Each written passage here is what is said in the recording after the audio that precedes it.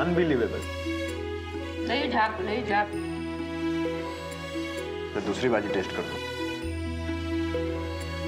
मुक्ता, आज कितीतरी वर्षानं कुणाबरोबर तरी जेवण करते मी. समद्यांबरोबर जेवण करायची विसरूनच गेले होते. पण आजी, हे खूप बरं आहे की तू त्या डायनिंग टेबलवर जाऊन जेवत नाही. नाहीतर तिथे फक्त पुरुषी सत्ता चालते. होय. म्हणजे मला हे कळतच नाही की आधी पुरुषांनी जेवायचं आणि मग बायकांनी. हे अदृश्य गुलामगिरी आहे. खरंच आहे. पण आता ह्यांना कोण सांगणार की असं आपल्या माणसासोबत जेवलं की फक्त पोटच नाही, मन सुद्धा भरतं.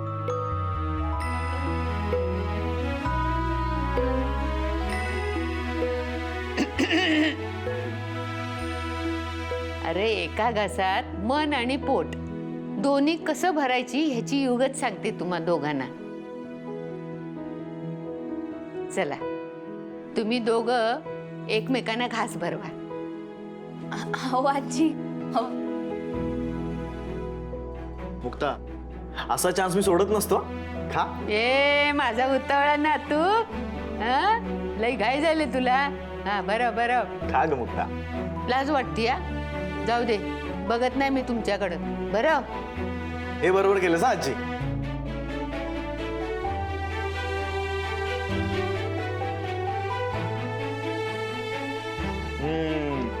अंगाशी खायचं. हा, आता तुझी पाळी. तू भरव. चांगला मोठा घास भरव.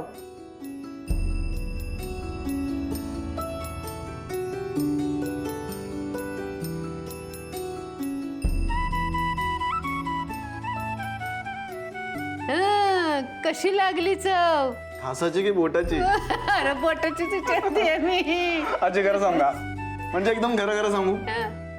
गुलकंद खाल्ल्यासारखं वाटतं. एकदम अनबिलिव्हेबल.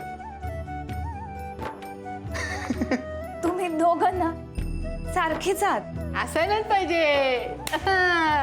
अगं संसारात गंमत ही खट्याळपणातच असते. मुक्ता, आजचं जेवण एकदम छान. त्या समध्या विरोध करणाऱ्याने बोट चाटून चाटून खाल्लं असणार. नक्की सांगते. आणि तुला वाईट साईड बोलणाऱ्यांच्या जिभा तुझ्या हातचं जेवण एकदम तृप्त झाल्या असणार. हा, म्हणजे बदल घडतोय मुक्ता. अहो आजी, जेवणाची चव बदलण्याने एवढा काय बदल घडणार? अगं एवढा नाही, एवढाच घडलाय. एवढासा बदल घडायला 7 पिढ्या लागल्या. ही तर नुसती नांदी आहे. मला दिसतंय पुढच्या 1-2 वर्षात या घरात प्रत्येक बाई मुक्ता असेल. बरं झालं बाई, माझ्या डोळ्यासमोर तू या घरात आलीस. मला घरात कामासाठी आलेल्या मुक्ताच्या नाही, तर माझ्या नातसुनेच्या हातचं खायला मिळालं. आता मला कधीही मरण आलं तरी चालेल. आजी, असं काय पण बोलू नका. अहो, तुम्हीच तर माझी हिंमत आहे. आपल्याला अजून लय गप्पा मारायच्या आहेत. वय वय. हसायचंय, सोबत नाचायचंय. त्यामुळे असं अजिबात बोलायचं नाही. हा, बर बाई, चुकलं माझं. चला जेवा आता. घ्या जेवा. हो.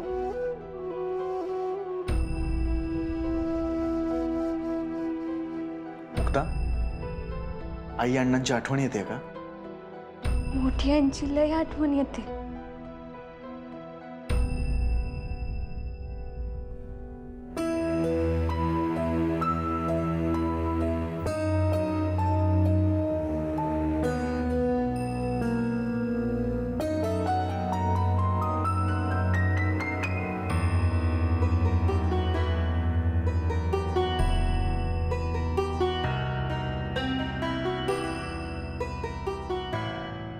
कसं झालंय? छान झालं. या स्वयंपाकाला जशी चव आहे ना, तशी घरातल्या प्रत्येक माणसाच्या स्वभावाला का नाहीये ग? मुक्ताला ना घरातल्या प्रत्येकासाठी अगदी मनापासून काही करायचंय. आजचा स्वयंपाक पण एक आव्हान जिंकून तिला करायला मिळालाय. तर तुझ्या काकांचं समजू शकते मी, त्यांचा पुरुषी अहंकार दुखावला गेला म्हणून राग आहे. पण घरातल्या बाकीच्यांचं काय? ते काय एवढा तिरस्कार करतायत तिचा? मोठी आई, तुला एवढा त्रास होतोय तर जाऊन भेटत का नाहीस त्यांना? रेणुकामुळे ती स्वतःचा शब्द खरा करायला घर सोडून निघून सुद्धा जाईल. आणि ती कितीही वाईट वागली तरी शेवटी आईचं काळीच आहे ग माझं. तिला हरवण्याची ना भीती वाटते मला.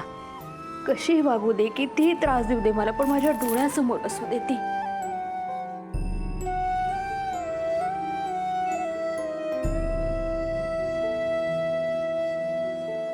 ती मुक्ता एक संबळ वाजवणारी मामूली मुलगी, पण तिने सुद्धा पैसे कमवून आणले.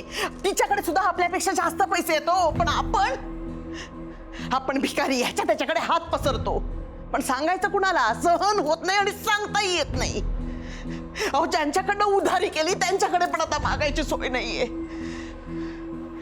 एक करायचं, या घरातून जितका पैसा उकळता येईल ना तितका उकळायचा. आणि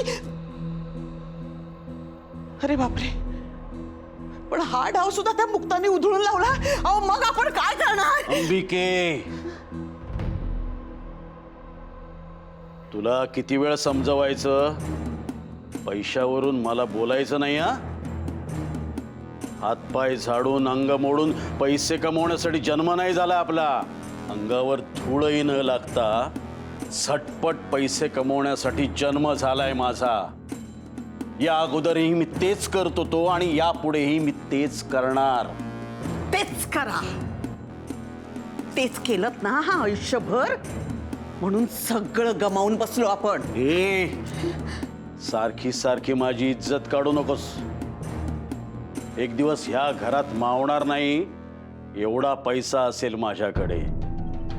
आणि परत जर का त्या मुक्ताशी माझी बरोबरी करशील ना, तर तुला खलबत्त्यात टाकेन आणि कुटेन.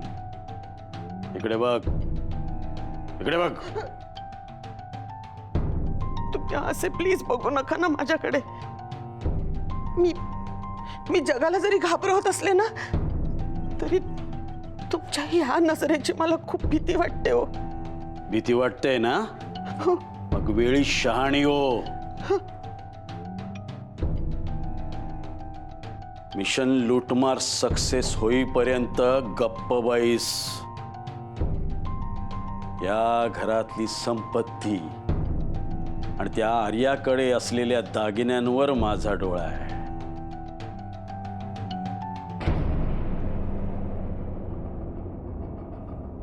हे बघ मुक्ता, आर्याकडचे समधे दागिने लवकरात लवकर तुझ्याकडे घ्यावे लागतील.